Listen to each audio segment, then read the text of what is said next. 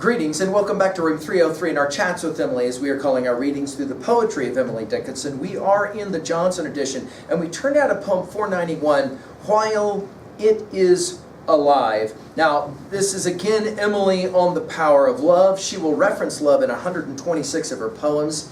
And here, it isn't going to be clear whether she's talking necessarily about another person or love itself, and the antecedent pronoun it.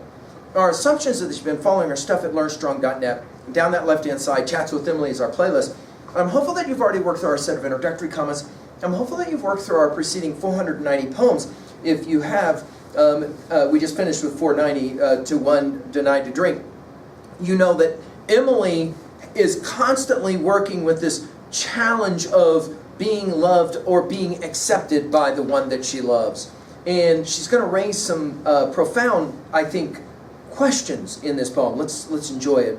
While it is alive, until death touches it, while it and I lap one air, dwell in one blood under one sacrament, show me division can split or pair.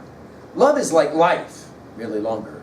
Love is like death during the grave. Love is the fellow of the resurrection, scooping up the dust and chanting life.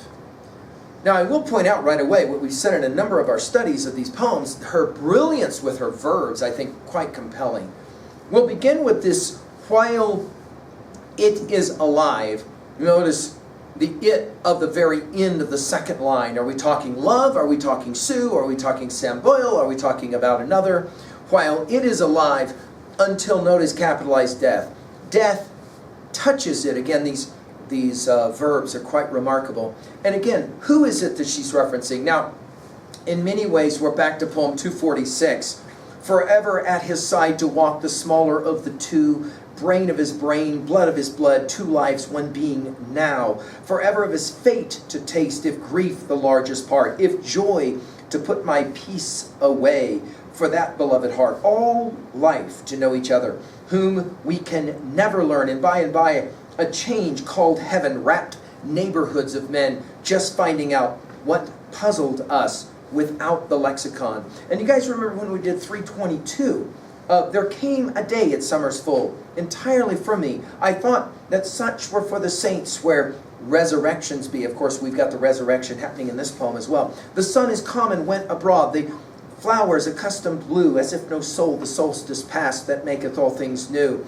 The time was scarce profaned by speech. The symbol of a word was needless as at sacrament. And again, of course, sacrament being referenced here as well. The wardrobe of our Lord.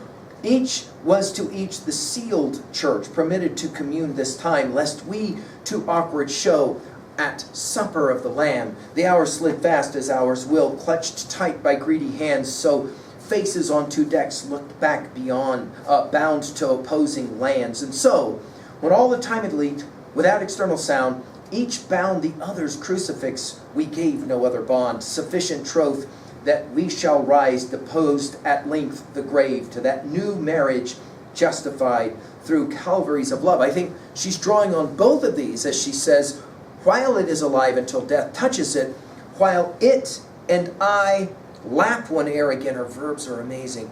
Dwell in one blood, under one sacrament. In poem 387, you'll remember that she called it the sweetest heresy. Show me division can split or pair. Pair only used one other time in 585 in all of her poetry. And it's clear she's talking about something that's significant in her life, but it isn't clear exactly what. And then all of a sudden she mentions love. Love, she says, is like life, merely longer. Notice love here now repeated for 3. Love is like death during the grave. Love is the fellow of the resurrection. It is significant that with these 3, we immediately think, of course, of our 1 Corinthians 13 passage, right? Faith, hope, and love, and the Trinity that's expressed there. Love is the fellow of the resurrection. Again, back to 322. Scooping up the dust and chanting, live. Now, of course, the dust here is the dust thou art, to dust returnest of, for example, Longfellow's Psalm of Life. I think the argument that she's making is that love is the most powerful thing in life, but it's also the most powerful thing in death. At 2b, the verbs here are remarkable, right? Especially lap and scooping and split. At 3a, I can't help but think that she might be channeling a little bit of Shakespeare's Sonnet 113, let me not to the marriage of true minds admit impediments.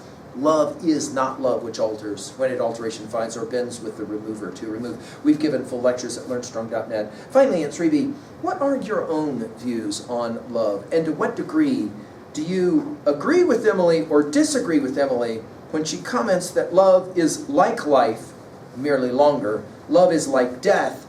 During the grave, love is the fellow of the resurrection, scooping up the dust and chanting, live. I hope Emily's challenging you. Thank you.